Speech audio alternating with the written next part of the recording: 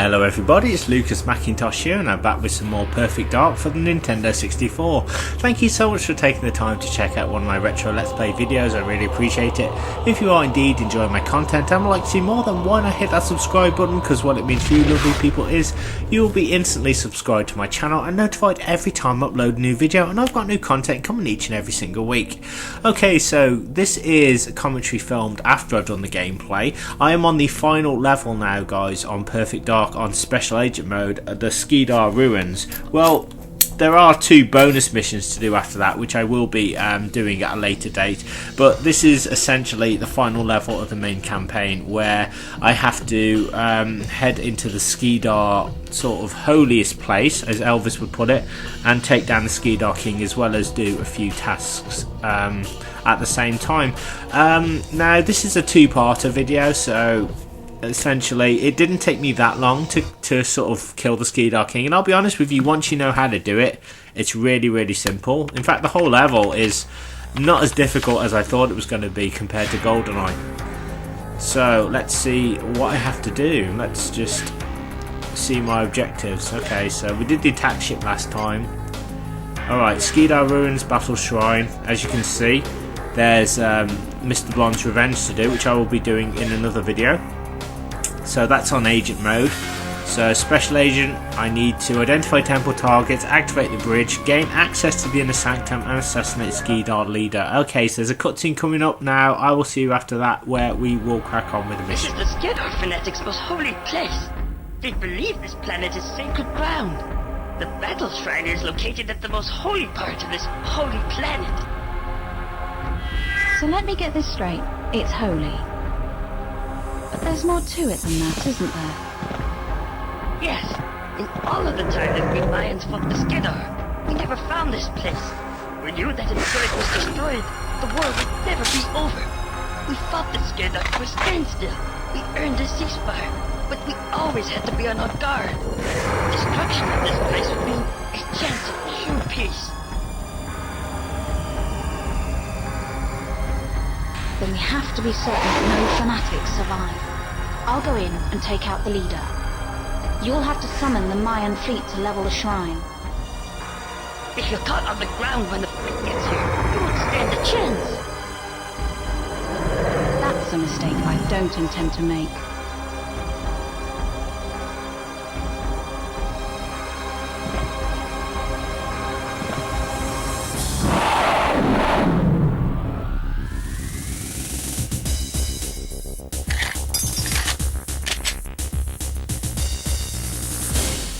Okay, so if you've never seen my Perfect Dark Agent Let's Play of this level, then don't worry. This level can seem a little bit intimidating at first, but once you all break it down and get used to it, this level is actually quite easy, even on kind of Special Agent mode. As I've discovered, even watching my own footage back, I can actually see now that it only took me, I think unedited, about 3 hours to kind of do this mission. I'm sure Perfect Dark purists would have done it in, what, 10 minutes, but for me I had to kind of go through the level, work out what to do. Now the first task is you need to put some target amplifiers on certain pillars throughout the level. Now you need to use your R tracker to do that, because the pillars are random every time, but you also have to watch out for these Skedar soldiers who keep appearing, and 9 times out of 10 they always appear in the same sort of position. Sometimes they will change things slightly. As you can see, there's a cute little baby Skedar there, which actually made me chuckle because I'd never actually seen that happen before. So there's like another Skedar warrior here. So yeah, there's like a few tasks to do. They're not that taxing, to be honest. They are actually quite simple. It can seem like you have to do more than you think you do in this level, but really, as I said, once you get used to it, you sort of learn that you can kind of get through this level quite quickly. We will have to do a little bit of jumping down from a cliff edge and stuff, and then blowing up a boulder to get to a ladder to allow us further access into the shrine. And then once we've done all that, we need to activate a bridge, gain access to the Skedar inner sanctum, and then take on the Skedar King. And I have to say, hindsight, which is a wonderful thing. I absolutely love the Skedar King boss battle. I don't know what it is, but it's just so epic, and I always get an adrenaline rush each time. Now, for those of you who've never faced the Skedar King, a lot of people will tell you, and I actually thought this, the Skedar King is really difficult. When you've got the right weapon, the Skedar King's actually quite easy, and in the second part I'm going to be showing you how to do that. As I said, I thought it would be good, rather than just me showing you how to complete the game quite easily, you know, which I could have easily done. I just thought I'd upload a compilation of me basically just trying to get through the level, so you can see where I fail and kind of where I was able to succeed and kind of what weapons I used. As I said right at the beginning, I haven't even talked about this, I'm using a Callisto, and I'm actually using the secondary weapon function because it's a high powered charge shot, and it takes about 5 or 6 shots, but it will actually take out a Skedar warrior quite easily. Very, very useful. So as soon as you get that weapon, hold down B and it will kind of charge up a shot every time. And the same when you need to pick up a Mauler as well, but we'll come to that later on. The Mauler is absolutely essential to taking out the Skedar King, and we will be picking that up a bit later on. One thing I love about this game also is, like, well, trying to get ahead of myself, is when you get to the Skedar army, it's optional on agent mode and special agent mode. You don't actually have to take them down, but to be honest, you want to take them down because that's how you kind of get the Mauler, which is the key weapon you need for the Skedar King. And also, I mean, you can take him down without it, but you know, I would prefer just kind of to have the best weapon at hand. Right, you see me there, I've put on a target amplifier on one of the pillars. There's 3 pillars that you have to do it on the level, and it's random every time, so I do apologise if you can't see the radar, but I've tried to full screen this, that's why. So when you put the R tracker on, a little radar appears and it shows you these yellow dots, and it shows you how close you are to the pillars. And as I said, they're random every time on this bit, so they're never the same pillars most of the time. Sometimes you'll get lucky and have the same combination, but you also have to look out for, as I said, Skedar enemies who might be in the area. But one thing I've actually managed to do is that in sort of this area, for example, where there's a pillar, if you go into the area, the Skedar will appear, but if you stand here and you chuck the target onto it, then the Skedar won't spawn because you've not actually gone into that area. So it's little tricks like that. Now this bit, you can just kind of drop down. You saw me destroy that boulder earlier. That's essential for getting to the next part of the level. You can't get through without it. You need the Devastator basically. Also you need it to find a secret entrance as well. There's like a secret hidden entrance into the further regions of the shrine, I guess. So we'll just climb up here. There we go. Anyway, I hope you guys are alright anyway. Thank you so much for deciding to spend your time with me, and depending on when you're watching this, Christmas Day, Christmas Eve, whenever, it is Christmas Eve currently, as I'm filming this, Christmas Eve 2019, just in case it's a year later and people are like, what's he saying Merry Christmas for? So just let you know. So I hope you all have a Merry Christmas anyway, and thank you again for deciding to spend your time with me, little old me. I really appreciate it. As you can see, there's a cheeky little Skedar warrior there who keeps spawning. Now if you need a shield, there is an area where you can actually... Oh hello, he's not dead yet. See, that Skedar warrior is very wily. They will cloak themselves occasionally, and so you have to watch out. Sometimes I've got down the ladder and got back up, and they'll stay at the bottom and they'll glitch out and they won't be able to climb the ladder for whatever reason. It's almost like the AI is too complicated for its own good. Right, where has it gone? I think it's just gone right at the bottom now, so I've got no choice but to drop down and try and take it out. It's tricky because a few swipes from Skedar warrior and your energy can just go down because they are that strong. There we are. Luckily I've got my Callisto, so I'm alright. So I can go this way. I can show you guys where you can pick up a cheeky little shield if you need one. So yeah, you can't see, but my energy is being completely rinsed right now. There's about 2 Skedar warriors in this area, and there's a shield. I would recommend picking it up because I think you need as much health as possible. particularly just before the Skedar King, there's a couple of Skedar warriors with some devastators, which are like rocket launchers in a way. And if they hit you, then it's like instant death. So there you go, there's a cheeky little shield there. I know that on agent mode, there's like one, I think there's like another one by two of the large pillars. But there's one on here if you need it, so that might help you out a little bit. As I said, you may not think this level's achievable, but trust me, it can be done. You know, and to be honest, the funny thing was, I was like looking at forums for Perfect Dark for this stage even before I'd done it, and everyone was talking about how easy it was, and I'm like, it can't be that easy. Like, they just must be really good at the game. But it really is. Once I found that advice that someone posted about, you know, taking out the Skedar King with the Mauler, you know, with the charge up shot, it just got so easy, and I couldn't believe how easy I was kind of taking him down. But anyway, I'm getting ahead of myself. We picked up the shield, so now I need to gain access to the inner sanctum, as they say. Reminds me of a Pet Shop Boys song off their album Super. Is it Super? Yeah, they do a song called Inner Sanctum. I'm a huge Pet Shop Boys fan, in case you didn't know. So yeah, turn on the IR scanner and it will show you that there's a wall that you can destroy. So just change your Devastator to Wall Hugger. You want to use the secondary function. If I can just get it, there we are. See, it's on Wall Hugger. There, make sure it's on that. Get out the way, because you do not want to get caught in the blast and then blow it up. So you're going to see where I mess up a few times in this stage, and how I kind of learn from my mistakes. Most of my deaths come because I'm too hasty, or I just don't take my time, or I rush certain things, or, you know, I just can't get out of the way of the enemies quick enough. Now, taking out these baby Skedar is pretty...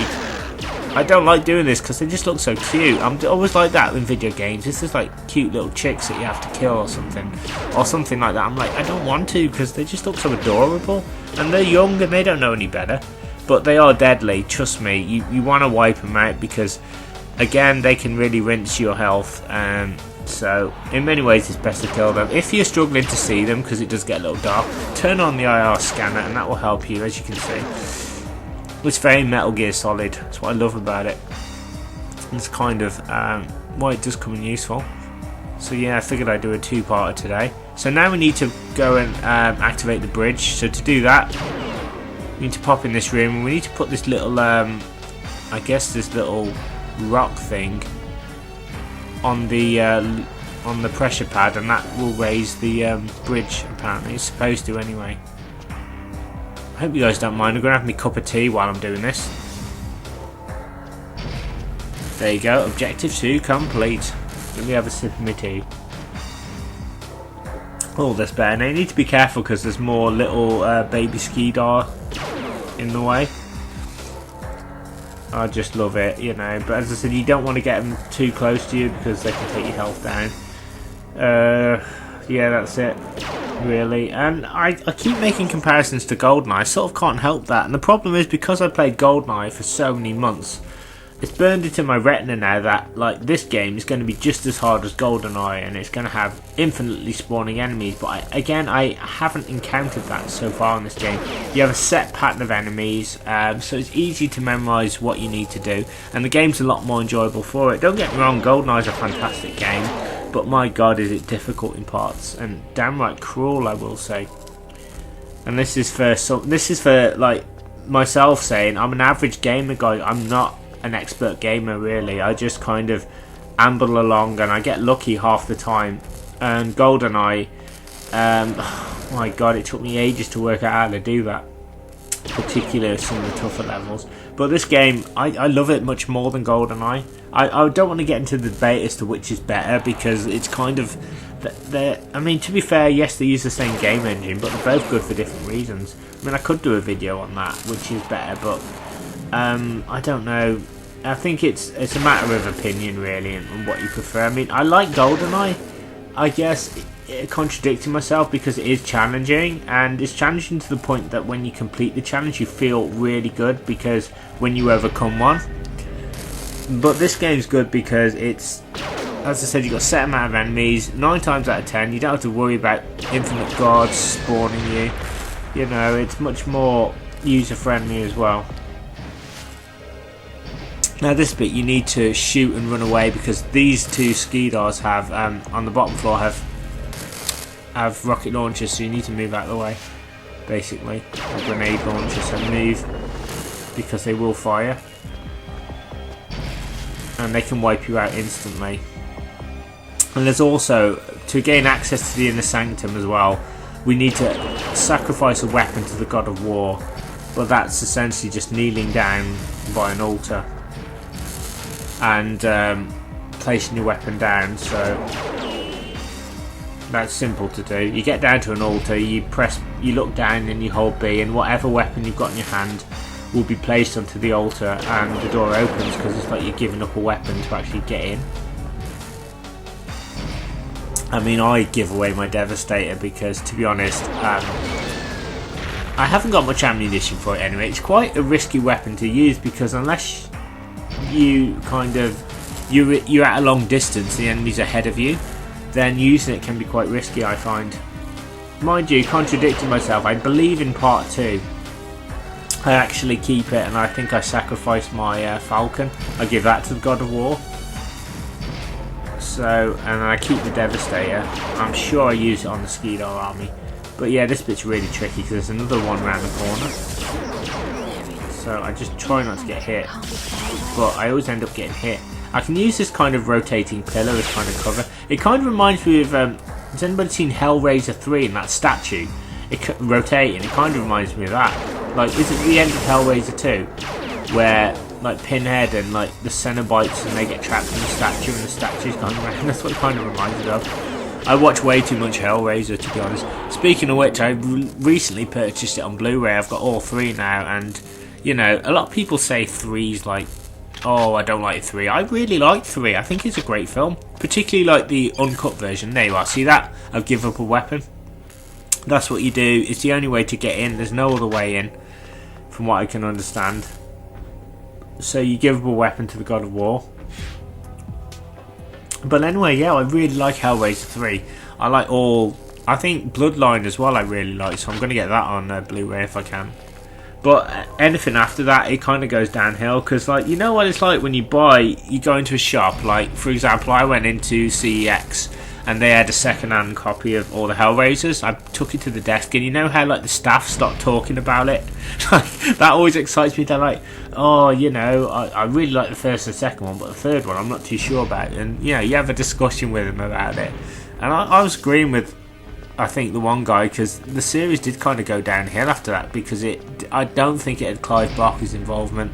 Pinhead would only ever appear intermittently. So, yeah, terrible. But anyway, we're on the Skedar army now. Now, I do recommend basically doing this. You don't have to. You can easily rush through to the other door and just fight the Skedar King, and the army won't bother you. But you want the Mauler. The weapon you want is the Mauler, and they've got one or several. And that's the weapon I'm going to be using on the Skedar King. And obviously I'm not going to do it this time, but in part 2 when you see me, I'm going to put it to good use. A lot of it is just trying to get used to the Skedar King's patterns again, but to be honest, I found it again really easy. I mean, he does have a Devastator. Some people might be put off by that, but all you've got to do is strafe left and right, and once you've got the Mauler and you just keep like using those high impact charge shots on him, he's basically put you in your hands. And I think the only difficult bit is then aiming your gun at the Skedar symbol. That I will say that can be quite tense. And like my adrenaline was flowing, like I could feel it. I was like, oh my god, I'm gonna do it, gonna do it, gonna do it. You know, I remember like I couldn't do it. Like I spent 3 hours on it. I couldn't do it. I thought, you know what, I'm just gonna give up and do it again tomorrow and have another go. And I was watching EastEnders and I thought, you know what, I really want another go. And this always happens to me. Like a little voice comes in my head and says, come on, just have one more go. So I did, and I was able to do it. I was like, wow. Mind you, it's not as hard as I thought it was going to be. Right, so we got the Mauler now. As you can see, we just got to assassinate the Skedar leader, so I don't think I'm going to do it this time. But that's okay. At least, you know, I've got this far. So if I do this on Perfect Agent, I don't really think I have to worry, because the Skedar King's pattern seems to be the same. He doesn't seem to be any more or less erratic. So yeah, there's probably like a few more objectives to do. And this is the bit where I'm basically just bricking it. I'm like, oh my god, it's Skedar King's room now. I've really got to be on point. I start getting really kind of nervous. How do I beat him? And you know, so this is the Skedar King, and even though I lose this time, he is pretty easy from what you see. You just wait till Joe stops talking, and then just keep blasting with it. Make sure you strafe left and right, which is what I'm not doing at the moment. So I need to be more careful. I don't know why I don't do it this time, but for some reason I just keep missing that symbol, and you have to keep hitting parts of the symbol. I think you've got to hit the outer regions first before you can actually like the far left side and right side. So when his shield goes green, you then have to kind of hit him. It kind of reminds me of Puna from Tomb Raider 3, this battle, a little bit. So whether it's directly inspired by that, I don't know, but check it out. You have to shoot this symbol, and with your high impact weapon, the Mauler's much easier. See how piece is broken off? But you can only do it when the Skedar King's energy, his shield is green, which means he's vulnerable. And the problem is he keeps spawning like other Skedars as well. So that's why this battle can be a problem. I get so focused on that I forget the fact there's like a Skedar trying to kill me, a little baby trying to kill me. So he will also spawn in the middle of the room and try and swipe you. So it's not bad. I mean, I'm just getting to the king. I thought last night, you know, if I can just get to the king, that would be enough for me. So yeah, you got to be so careful, because he can just wipe you out instantly. There you go, you see? I wasn't paying attention, and that's why I lost. I was too hasty. I didn't keep my distance enough. The funny thing is, when you get more confident with the battle, you will learn that, you know, you will kind of know what your distance, how to keep your distance, that sort of thing. Moving left and right, and you get used to his sweeping patterns, and you can pretty much avoid his devastator shells quite easily. Although I can see why myself, and I include myself in this, that first time he can seem more difficult than he is. Yeah, but trust me, it's all about that symbol. Basically, you break off the points of the symbol till there's only the long bit left, and then you take his energy down, and then you just keep shooting that last bit, and then it falls on him. Now, a lot of FAQs I found don't really, and I'm not disputing them for this, but I mean, to be fair, the battle is easy. Don't get me wrong, but some people like myself might need a little bit of explanation, like further explanation, like just a paragraph on, oh, just grab the Mauler, shoot the king until his energy goes green, and then shoot the symbol. Like that, to me, I'm like, well, I want to know what weapons he's carrying. I want to know if I've got to move. Like, and a lot of the FAQs don't mention the fact he's got a Devastator, or they don't mention the fact that he spawns Skedar warriors, not the ones that I've read anyway. So I would probably mention that, because it's kind of like, yeah, I get that it's easy but it might not be easy for somebody else, you know.